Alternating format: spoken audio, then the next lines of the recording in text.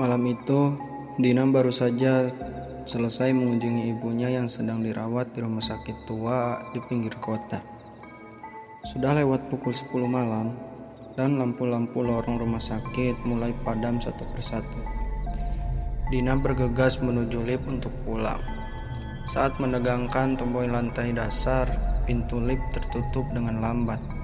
Tiba-tiba lift berhenti di lantai 4 meskipun Dina tidak menekan tombol itu. Pintu terbuka perlahan.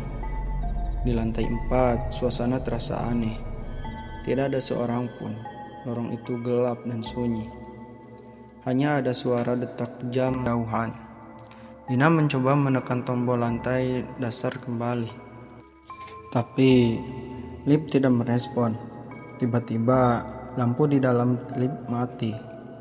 Dina meraba-raba di kegelapan, mencari ponselnya, dan ketika ia menyalakan senter, ia melihat sesuatu yang membuat darahnya membeku. Di ujung lorong, berdiri seorang wanita berbaju putih lusuh dengan wajah pucat dan matanya yang kosong. Wanita itu menatapnya tanpa kedip. Dina mundur perlahan, berharap pintu lift akan menutup dan membawanya turun. Tapi pintu lift tetap terbuka.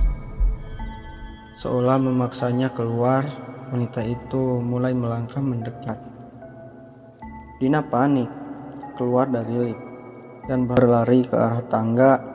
Ia menuruni tangga dengan cepat, tapi ketika sampai di lantai bawah, pintunya terkunci. Napasnya memburu.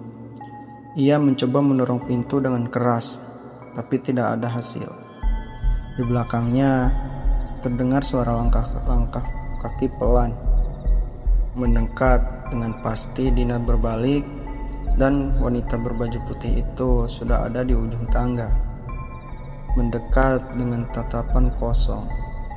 Dina lari ke lorong lain, berharap menemukan jalan keluar. Namun, setiap pintu yang ia temui terkunci. Rumah sakit itu seperti labirin, menghurungnya di dalam. Tiba-tiba lampu di lorong mulai berkedip-kedip, dan terdengar suara samar tangisan dan rintihan yang berasal dari kamar-kamar kosong di sekitarnya. Suara itu semakin keras, menggema di seluruh rumah sakit. Dina menutup telinganya, merasa ketakutan.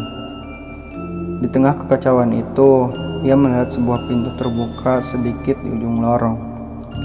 Dina berlari ke arah sana, berharap itu adalah jalan keluar.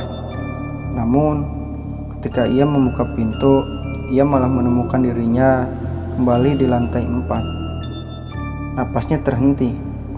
Ia baru sadar, berlari dari lantai dasar, tapi entah bagaimana, ia kembali ke tempat di mana semuanya dimulai.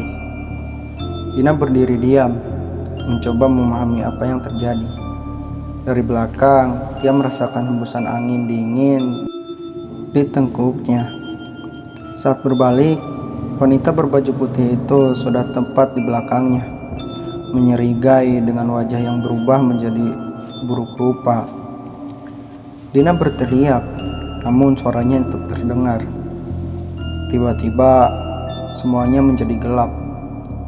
Ketika Dina terbangun, ia terbaring di ranjang rumah sakit.